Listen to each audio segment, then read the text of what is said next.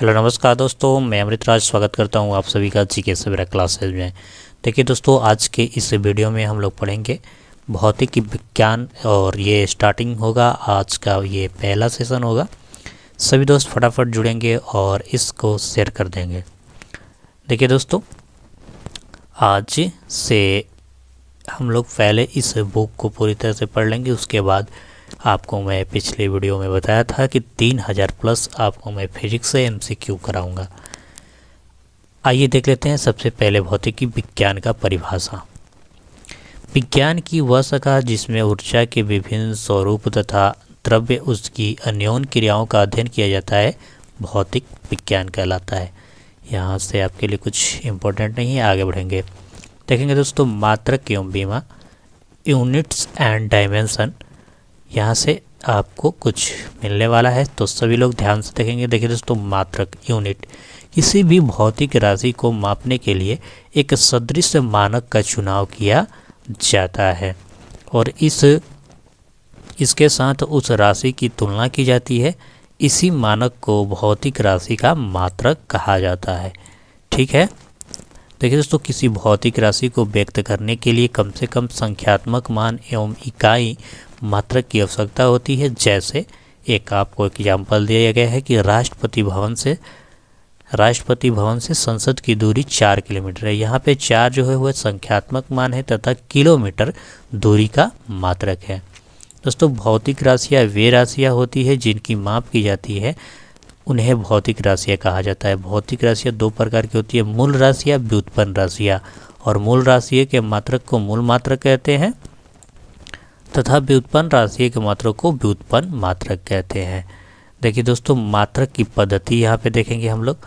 मात्रक के पद्धति सबसे पहले देखेंगे सीजीएस पद्धति, सेंटीग्राम सेकंड पद्धति। इस पद्धति में लंबाई, द्रव्यमान तथा समय के मात्रक क्रमशः सेंटीमीटर, ग्राम और सेकंड है। नेक्स्ट है दोस्तों फुट पाउंड सेकंड पद्धति, एफपीएस पद्धति। तो इस पद्धति में लंबाई, द्रव्यमान तथा समय के मात्रक को फुट, पाउंड तथा सेकंड है। नेक्स्ट दोस्तों मीटर, किलोग्राम सेकंड पद्धति, जिसे एमकेएस पद्धति कहते हैं। इस पद्धति में लंबाई एवं समय की देखिए दोस्तों, इस पद्धति में लंबाई, द्रव्यमान एवं समय की मात्रक क्रमशः मीटर, किलोग्राम तथा सेकंड है। और बहुत ही इम्पोर्टेंट जो है दोस्तों वो है अंतर्राष्ट्रीय पद्धति, SI international system of units. यह एमकेएस पद्धति का विकसित रूप है। आजकल इसी पद्धति का प्रयोग किया जा रहा है। 1960 में दोस्तों तौल एवं माप के अंतर्राष्ट्रीय सम्मेलन के साथ मूल तथा 2 पूरक मात्रक का चुनाव किया गया था, जो कि निम्नलिखित है। आइए देख लेते हैं। एसआई मूल मात्रक ये 7 है दोस्तों, लंबाई, द्रव्यमान, समय, विद्युत धारा, ताप, ज्योति तीव्रता, पदार्थ का परिणाम। आपको याद रखना है द्रव्यमान का जो मात्रक होता है और ये जो आपका चिन्ह होता है। तो कैसे याद रखेंगे, फटाफट देख लीजिए। देखिए दोस्तों, लंबाई जो होता है वो होता है मीटर में और इसका चिन्ह होता है एम। सेकंड है द्रव्यमान, ये होता है दोस्तों किलोग्राम द्रव्यमान और यहाँ पे चिन्ह होगा केजी। समय सेकंड एस, विद्युत धारा एम्पियर, इसे ए से सूचित करेंगे। ताप केल्विन के से, ज्योति तीव्रता कैंडेला सीडी और पदार्थ का परिणाम मोल यानी मोल एमओ एल से सूचित करेंगे। 2 जो पूरक होते हैं वो होते हैं समतल कोण, ठोस कोण। समतल कोण का मात्रक होता है रेडियन, ठोस कोण का मात्रक होता है स्टेरेडियन। तो दोस्तों ये दोनों भी इम्पोर्टेंट है, इसे याद रखेंगे। आगे बढ़ेंगे। आगे बढ़ने से पहले इसे देख ले सभी लोग। अगला पॉइंट देखेंगे दोस्तों, प्रमुख मात्रक। प्रमुख मात्रक, ये रहा प्रमुख मात्रक। प्रकाश वर्ष। देखिए दोस्तों, प्रकाश द्वारा निर्वात में एक वर्ष में तय की गई दूरी क्या कहलाता है, प्रकाश वर्ष कहलाता है। एक प्रकाश वर्ष में होता है 9.46 गुणे 10 के पावर 15 मीटर। तो इस बात को भी याद रखना है। खगोलीय मात्रक, देखिए दोस्तों, खगोलीय मात्रक पृथ्वी तथा सूर्य के बीच की औसत दूरी मापने के लिए एक मात्रक है। एक खगोलीय मात्रक में कितना होता है? 1.496 गुणे 10 के पावर 11 मीटर। तीसरा है दोस्तों पारसेक, जिसे पैरालैक्टिक सेकंड। यह दूरी का सबसे बड़ा मात्रक है। एक पारसेक में कितना होता है? तो 3.08 गुणे 10 के पावर 16 मीटर। और ये आपको याद रखना है 3.26 प्रकाश वर्ष। एक पारसेक बराबर कितना होता है? 3.26 प्रकाश वर्ष। ठीक है दोस्त, आगे बढ़ेंगे। अगला पॉइंट ये रहा फैदम।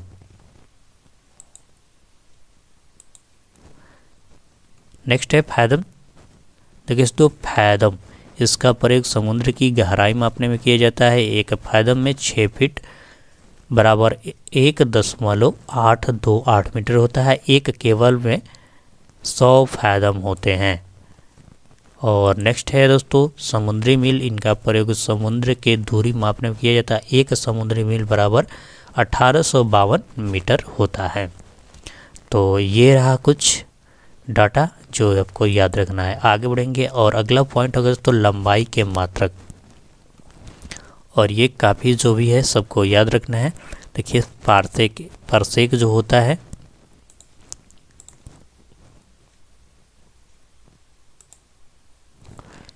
एक पारसेक बराबर 3.26 प्रकाश वर्ष होता है। ठीक है दोस्तों।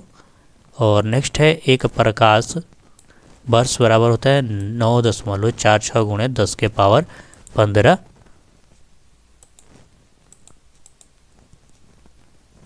15 मीटर।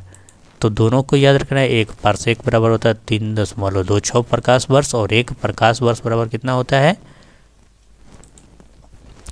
9.46 गुणे 10 के पावर 15 मीटर।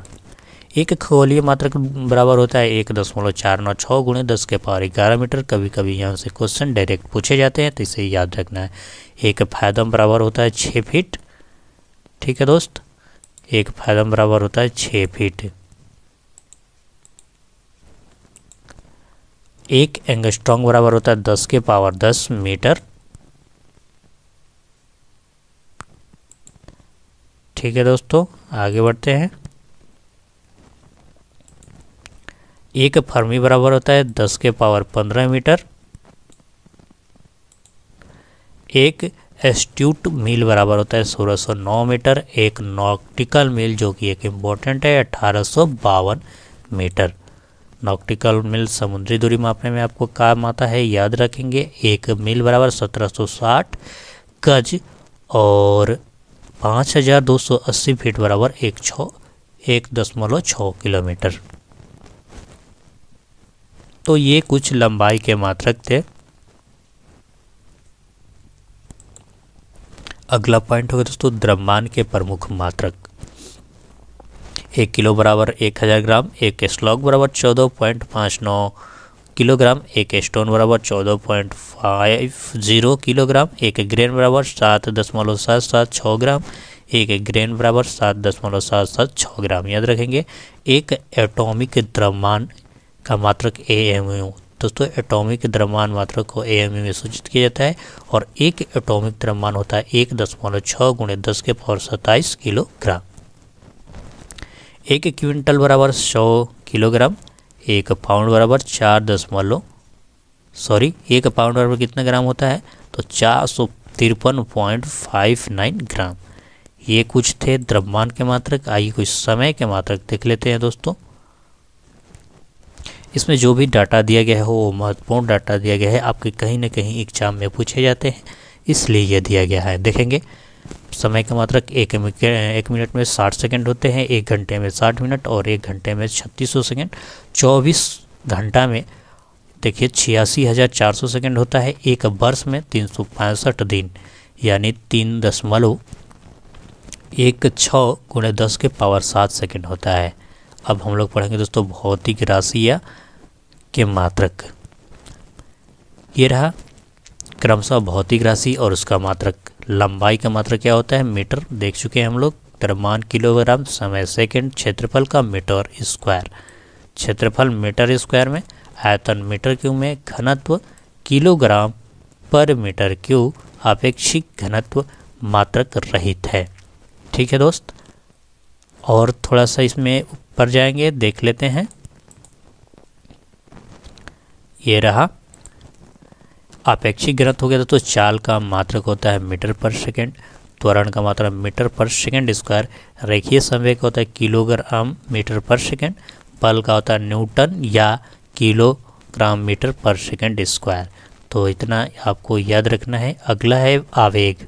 दोस्तों आवेग का मात्रक होता है न्यूटन सेकंड, ऊर्जा का मात्रक होता है जूल, कार्य का मात्रक होता है जूल या न्यूटन मीटर।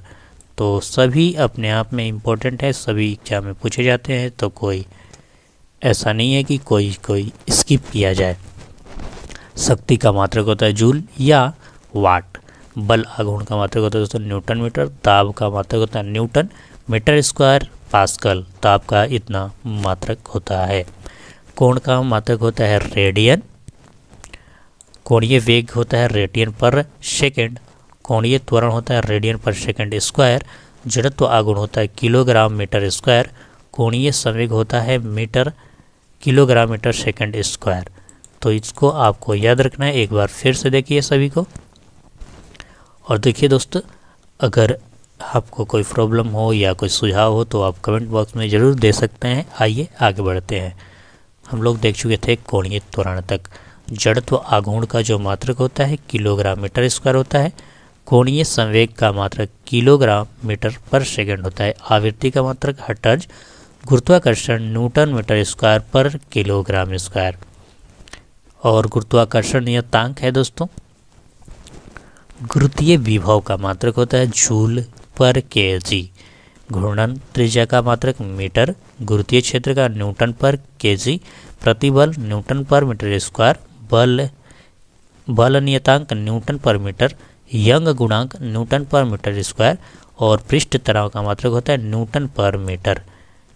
देखिए दोस्तों वेग प्रवणता प्रति सेकंड होता है, श्यानता गुणांक का मात्रक होता है न्यूटन मीटर स्क्वायर पर सेकंड, प्लैंक नियतांक जूल सेकंड, और वोल्टजमान नियतांक जूल प्रति केल्विन। ये थे कुछ महत्वपूर्ण डाटा जिनका हम लोग को मात्रक याद करना था। आगे बढ़ेंगे। आवेश का मात्रक होता है कूलम, पारावैद्युत का मात्रक होता है कूलम स्क्वायर पर न्यूटन मीटर स्क्वायर, धारिता का फैराडे, चालकता का ओम मीटर इनवर्स, घनत्व धारा घनत्व का होता है दोस्तों मीटर स्क्वायर या एम्पियर, विद्युत विभव का मात्रक होता है कूलम या मीटर, कूलम विद्युत द्विध्रुव आघूर्ण का मात्रक है दोस्तों कूलम पर मीटर, वैद्युत ध्रुवण का मात्रक होता है किलोमीटर स्क्वायर, वैद्युत फ्लक्स का मात्रक होता है वोल्ट मीटर, विद्युत विभव का मात्रक होता है वोल्ट, और प्रेरकत्व का मात्रक होता है हेनरी। प्रेरकत्व का मात्रक क्या होता है दोस्तों? हेनरी। चुंबकीय फ्लक्स वेबर, चुंबकशीलता हेनरी पर मीटर, प्रतिरोधकता ओम मीटर, एंट्रोपी जूल प्रति केल्विन, और गुप्त ऊष्मा जूल प्रति केजी। तो ये कुछ भौतिक राशियाँ था, उसके सभी का मात्रक में एक बार बता दिया। आप सभी एक बार इसे दोबारा पढ़ के बताएंगे। और देखिए दोस्तों आपको याद करने का मैं एक तरीका बताऊं, तो पहले आपको अपनी नॉर्मल स्पीड में इसको पढ़ना है, बहुत धीरे से पढ़ना है, उसके बाद उससे थोड़ा सा गति तेज करना है, उसके बाद उससे भी और ज़्यादा इसको 5 बार पढ़ना है। पहले एक बार नॉर्मल स्पीड में पढ़िएगा, उसके बाद थोड़ा सा तेज, उसके बाद थोड़ा सा तेज, और तीसरी बार में आपको लगेगा कि काफ़ी कुछ याद हो चुका है। तो ये था। आगे बढ़ेंगे, देखेंगे दोस्तों अगला पॉइंट होगा 10 के घात के नियम के विभिन्न स्वरूप। ये भी कभी कभी क्वेश्चन पूछे जाते हैं। देखिए दोस्तों विज्ञान में बड़ी एवं छोटी राशियां मान 10 के घात में व्यक्त किया जाता है। 10 के घात में नाम और संख्या याद रखना है। 10 के पावर 18 को एक्सा कहा जाता है, इसे सूचित किया जाता है 10 के पावर 15 पेटा, पी से सूचित किया जाता है 10 के पावर 12 टेरा, टी से 10 के पावर 9 गीगा जी से सूचित करेंगे, 10 के पावर 6 मेगा एम से, 10 के पावर 3 किलो के से, 10 के पावर 2 हेक्टो एच से। इधर आ जाएंगे दोस्तों 10 के पावर 1 डेका, 10 के घात में नाम और इसका संकेत यहाँ पे दिया हुआ है। 10 के पावर -18 एंटो, इसे ए से सूचित करेंगे। 10 के पावर -15 फेमटो एफ से सूचित करेंगे। 10 के पावर -12 पिको 9 से 10 के पावर -12 पिको पी से, 10 के पावर -9 नैनो एन से, 10 के पावर देखेंगे दोस्तों, सभी दोस्त देखेंगे फटाफट, इसमें कुछ गड़बड़ ना हो, सभी में माइनस लगा हुआ है, ठीक है।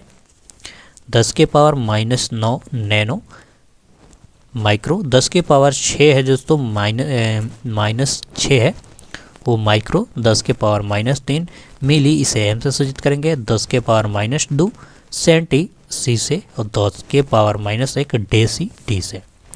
तो ये थे कुछ 10 के घात के विभिन्न रूप, इसे भी याद रखना है। अगला पॉइंट होगा हम लोग को पढ़ना है गति के नियम, लॉ ऑफ मोशन, और इस टॉपिक को कंप्लीट करके आज के लिए कंप्लीट करते हैं फटाफट। देखिए दोस्तों, विराम तथा गति, रेस्ट एंड मोशन। विराम किसे कहते हैं, सबसे पहले देखेंगे, जब एक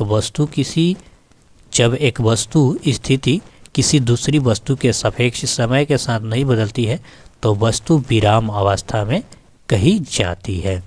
जैसे मेज पर रखी हुई पुस्तक मेज के सापेक्ष विराम अवस्था में है, ठीक है दोस्त।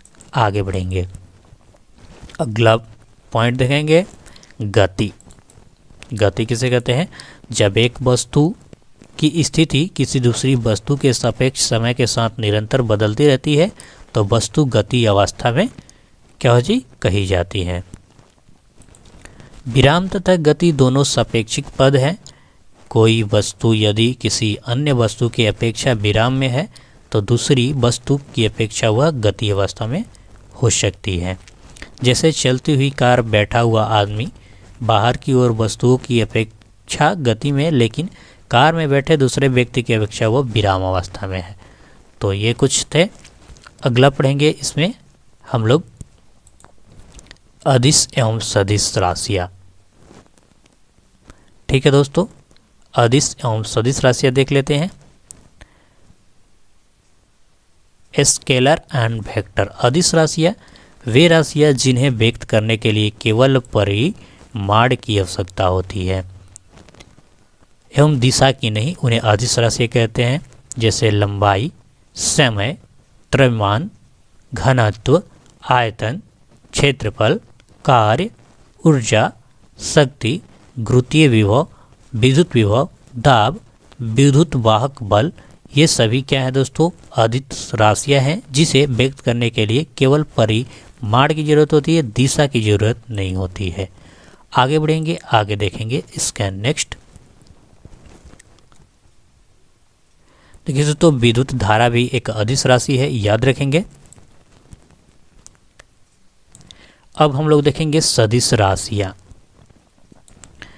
वे भौतिक राशियाँ जिन्हें व्यक्त करने के लिए परिमाण तथा दिशा दोनों की जरूरत होती है, दोनों की आवश्यकता होती है, सदिश राशियाँ कहलाती है। जैसे वेग, विस्थापन, त्वरण, बल, रेखीय संवेग, बल आघूर्ण, कोणीय संवेग आदि क्या है दोस्तों, ये सभी हैं सदिश राशियाँ। तो वैसी राशियाँ जिसे व्यक्त करने के लिए दिशा एवं परिमाण दोनों की जरूरत होती है, उसे हम लोग क्या कहते हैं, सदिश राशियाँ। ये दोनों राशियाँ, एग्जाम्पल आपको याद रखना है, डायरेक्ट यहीं से क्वेश्चन उठा के पूछ दिया जाएगा कि विस्थापन कैसी राशि है, वेक्टर है या स्केलर है। अगला पॉइंट देखेंगे दोस्तों, दूरी और विस्थापन। ये रहा दूरी एवं विस्थापन देखेंगे। दूरी, डिस्टेंस, किसी समय में गतिशील वस्तु चाल द्वारा चली गई लंबाई दूरी कहा जाता है। दूरी एक अदिश राशि है, इसे भी आप याद रखेंगे। दूरी कैसी राशि है, तो दूरी अदिश राशि है। देखिए दोस्तों, विस्थापन किसे कहते हैं, डिस्प्लेसमेंट, किसी गतिशील वस्तु के अंतिम तथा प्रारंभिक स्थितियों के अंतर को वस्तु का विस्थापन कहा जाता है, ठीक है।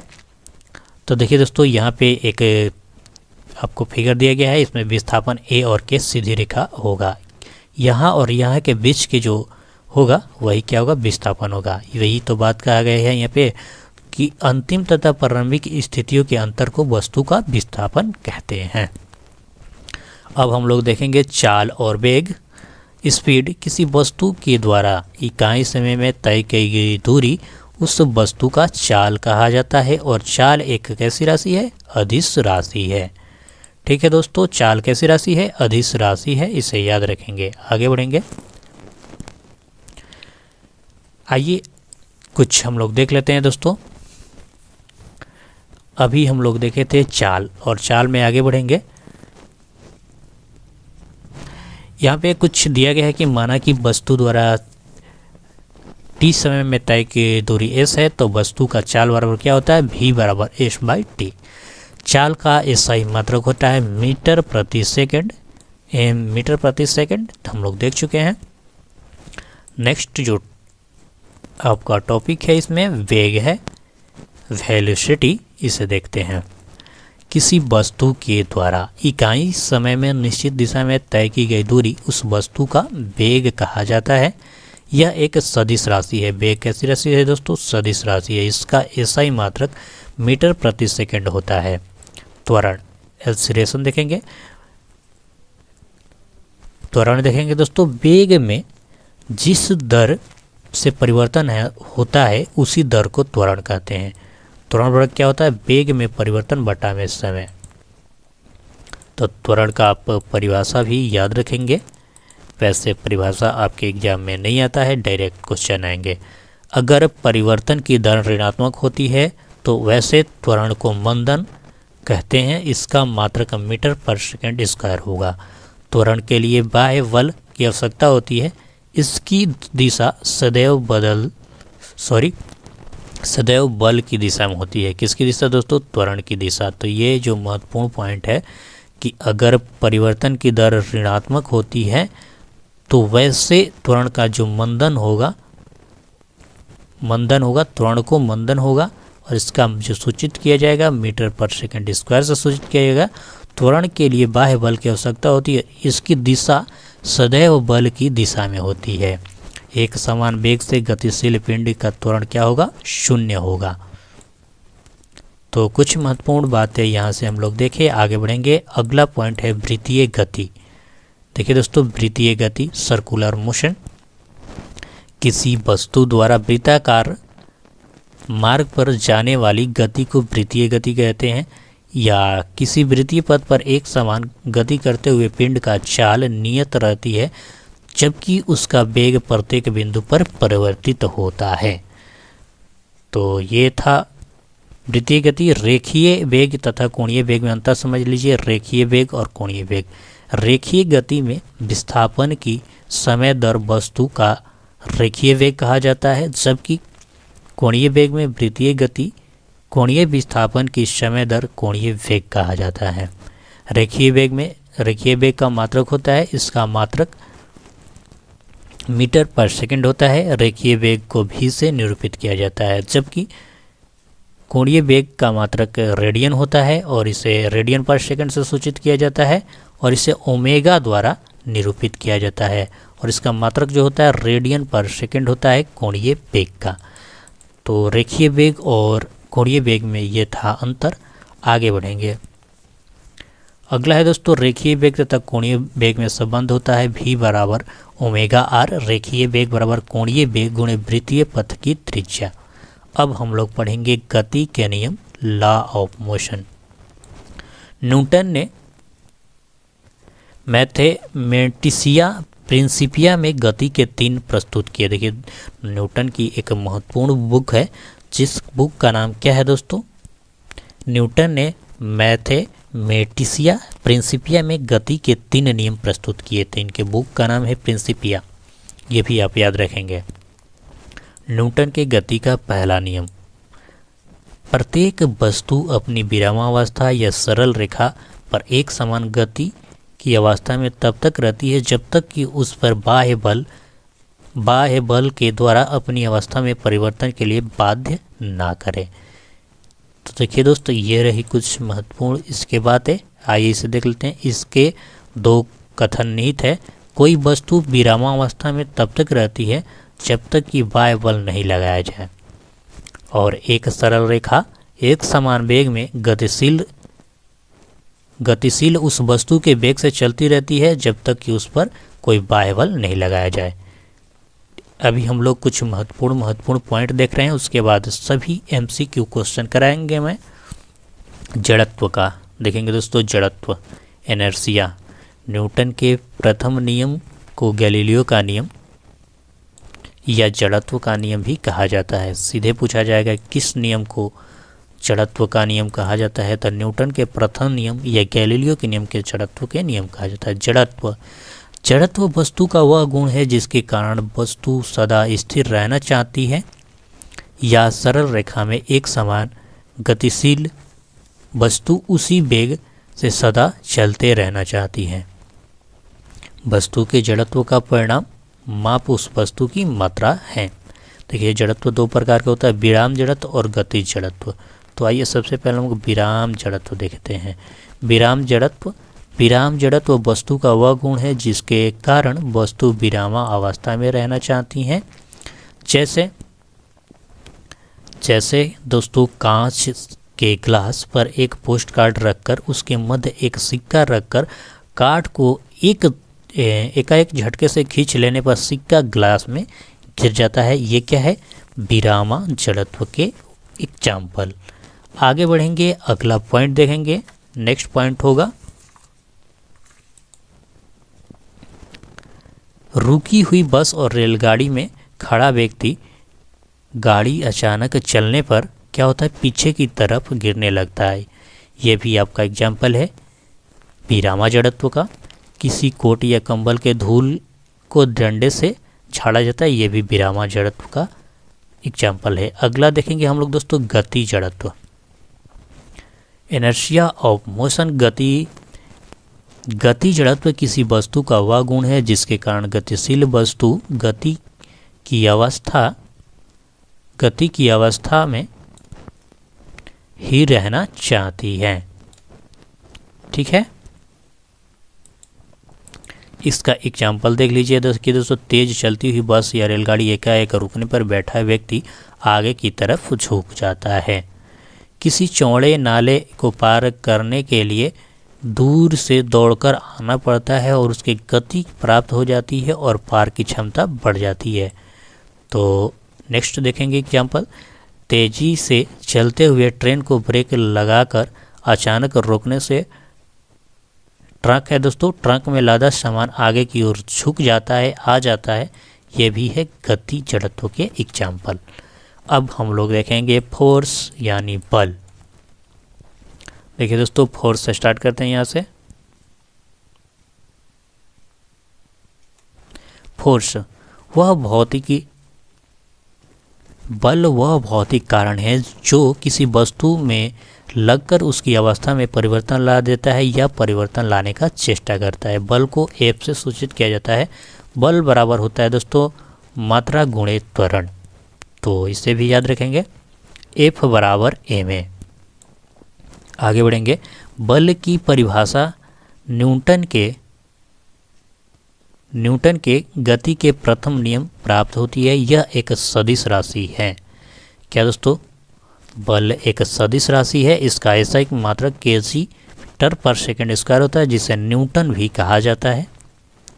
1 न्यूटन बराबर होता है 10⁵ डाइन। ये काफ़ी इंपॉर्टेंट है, याद रखेंगे। आगे बढ़ेंगे,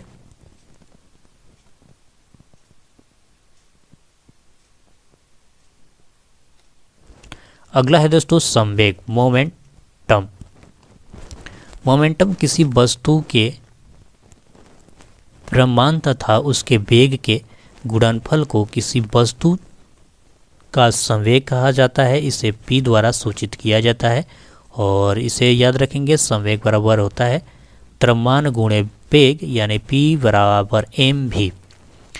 यह एक सदिश राशि है। इसका मात्रा किलोग्राम/मीटर/सेकंड यानी kg/मीटर/सेकंड होता है किसका? संवेग का।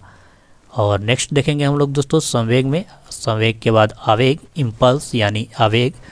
जब कोई बड़ा बल किसी वस्तु के पर छोटे समय अंतराल के लिए कार्य करता है तो ऐसे बल को आवेग कहते हैं। देखिए दोस्तों, आवेग बराबर क्या होता है, बल का आवेग F डेल्टा टी, SI मात्रक होता है न्यूटन सेकेंड। और अब हम लोग देखेंगे न्यूटन गति के दूसरा नियम। देखिए दोस्तों, संवेग में परिवर्तन की दर लगाए गए बल के समानुपाती होता है तथा यह परिवर्तन उसी दिशा में होता है जिस दिशा में बल आरोपित होता है। न्यूटन के गति के दूसरे नियम से बल का माप होता है, अर्थात F बराबर A में बल के भौतिक स्वतंत्रता का सिद्धांत है। आइए उसे देख लेते हैं। अगर किसी वस्तु पर एक ही समय में दो या दो से अधिक भिन्न दिशा में कार्य करे बल, तो प्रत्येक बल अपना प्रभाव वस्तु पर अपनी दिशा में डालता है। उदाहरण के लिए, जैसे दौड़ते हुए घोड़े के पीठ पर घुड़सवार सीधे ऊपर की ओर उछल जाता है, घोड़े के पीठ पर ऊपर हवा में रहता है, तब तक उसे आगे की ओर क्षैतिज वेग ही वही रहता है जो घोड़ा का है तथा नीचे की ओर गुरुत्व बल सवार। देखिए दोस्तों, इसको आप थोड़ा सा पढ़ लीजिएगा, ये एक एग्जाम्पल है, इसमें कुछ महत्वपूर्ण नहीं है, समझने के लिए है। आगे बढ़ेंगे। न्यूटन के गति के तीसरा नियम, प्रत्येक क्रिया के बराबर तथा विपरीत प्रतिक्रिया होती है, अर्थात जब एक वस्तु दूसरी वस्तु पर बल लगाती है तो दूसरी वस्तु पहली वस्तु के बराबर तथा विपरीत दिशा में बल लगाती है। पहली वस्तु द्वारा दूसरी वस्तु पर लगाया गया बल क्रिया तथा दूसरी वस्तु द्वारा पहली वस्तु पर लगाया गया बल प्रतिक्रिया कहलाता है। न्यूटन का थर्ड लॉ यही है, क्रिया के प्रति प्रतिक्रिया। जैसे बंदूक चलाने वाले जब गोली चलाएंगे तो पीछे की तरफ झटका देगा। बंदूक चलाने पर जैसे ही गोली आगे बढ़ती है तो उसके साथ पीछे की तरफ धक्का देता है। रस्सा कस्सी में लड़कों की दो टोलियों द्वारा खींचे गए एक रस्सी टोली लड़कों का खिंचाव क्रिया एक दूसरे के टोली के लड़कों का खिंचाव का प्रतिक्रिया कहलाता है। तो ये सभी एग्जाम्पल है, इसे आप देखते रहें। देखिए, रॉकेट बहुत ही बढ़िया एग्जाम्पल है। जब रॉकेट का ईंधन जलता है तब वो अत्यंत तीव्र वेग से एक जेट के रूप में निकलता है और ये गैस रॉकेट की ऊपर की ओर प्रतिक्रिया बल लगाती है जिससे रॉकेट ऊपर की ओर जाता है। अगला है दोस्तों, जब हम नदी किनारे नाव से नीचे कूदते हैं तब हम नाव के पैरों को पीछे ढकेलते हैं, इससे नाव पीछे हट जाती है, इसे प्रतिक्रिया बल कहते हैं। ये सभी क्रिया प्रतिक्रिया यानी न्यूटन थर्ड लॉ का एग्जाम्पल है। आगे बढ़ेंगे संवेग संरक्षण सिद्धांत। देखिए दोस्तों, आगे बढ़ेंगे संवेग संरक्षण सिद्धांत। थोड़ा सा और रह गया है, कम से कम कंप्लीट कर लेते हैं इस चैप्टर को। किसी बाहरी बल की अनुपस्थिति में दो या दो से अधिक वस्तुओं के संवेग को बीजगणितीय योग को सदैव स्थिर रहता है, इसे ही संवेग संरक्षण कहते हैं। तो केवल मैं महत्वपूर्ण बातें अब बताऊंगा आपको। बल आघूर्ण। आगे बढ़ेंगे दोस्तों, देख लेते हैं।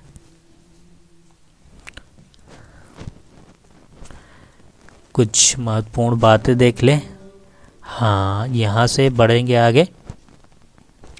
ये भी कुछ क्वेश्चन कभी कभी पूछे जाते हैं, तो इसे आप वीडियो पॉज करके ज़रूर देखिएगा। लंब, आयास और भार, प्रथम वर्ग के उत्तोलक, यहाँ से क्वेश्चन पूछे जाते हैं। प्रथम वर्ग के उत्तोलक का एग्जाम्पल आप याद रखेंगे। देखिए दोस्तों, प्रथम वर्ग के उत्तोलक इस प्रकार के होते हैं जिसमें उत्तोलक और आयाम आयास तथा भार के बीच स्थित होता है। सीधे क्वेश्चन पूछा जाएगा कि नींबू निचोड़ने का मशीन या नींबू निचोड़ने का मशीन, सरौता आदि किस वर्ग का उत्तोलक है? तो द्वितीय वर्ग का उत्तोलक है, इसे आपको याद रखना है। तृतीय वर्ग के उत्तोलक में है चिमटा, मनुष्य का हाथ, सरल मशीन। चलिए आगे बढ़ते हैं। अभिकेंद्रीय बल, बहुत ही इम्पोर्टेंट। अभिकेंद्रीय बल किसी पिंड के वृत्ताकार मार्ग में गति बनाए रखने के लिए वृत्त के केंद्र की ओर एक बल आवश्यक होती है जिसे अभिकेंद्रीय बल कहते हैं। F बराबर mv² बट्टा में r होता है, ये आप याद रखें। जहाँ पिंड द्रव्यमान है, v वेग है, r वृत्ताकार पथ है। और अपकेंद्रीय बल एक होता है दोस्तों अपकेंद्रीय बल। ये देखिए, जब कोई पिंड किसी वृत्ताकार पथ पर चलता है, उसकी गति को बनाए रखने के लिए केंद्र से बाहर की ओर एक बल लगाता है, उसे अपकेंद्रीय बल कहते हैं। जब केंद्र से बाहर की ओर बल लगेगा तो अपकेंद्रीय बल, और जब केंद्र में की ओर बल लगेगा बाहर से भीतर की ओर तो उसे अभिकेंद्रीय बल कहेंगे।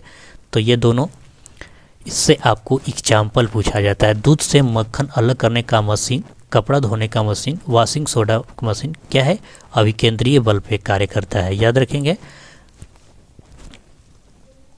ठीक है दोस्तों, आगे बढ़ते हैं। और घर्षण है, घर्षण में हम लोग पढ़ेंगे स्थैतिक घर्षण, सर्पी घर्षण, लोटनिक घर्षण। जब कोई वस्तु जमीन पर रखी और उसे खिसकाने के लिए बल लगाया जाता है, वह नहीं खिसकता है, अर्थात दोनों सतहों के बीच घर्षण बल कार्य करता है, जिसे स्थैतिक घर्षण कहते हैं। सर्पी घर्षण, जब कोई वस्तु धरातल पर सरकती है तो इस वस्तु एवं धरातल के मध्य लगने वाले बल को सर्पी घर्षण कहते हैं। और सबसे अच्छा जो होता है दोस्तों वो होता है, आपको याद रखना है, लोटनिक घर्षण। आराम से हो जाएगा ये। देखिए दोस्तों, लोटनिक घर्षण, जब एक वस्तु किसी दूसरी सतह पर लुढ़कती, दोनों के बीच लगने वाला घर्षण बल है, जिसे लोटनिक घर्षण कहते हैं। लोटनिक घर्षण, देखिए घर्षणों, देखिए यहाँ पे कुछ महत्वपूर्ण बातें दिए गए था, हम लोग छोड़ दिए गए,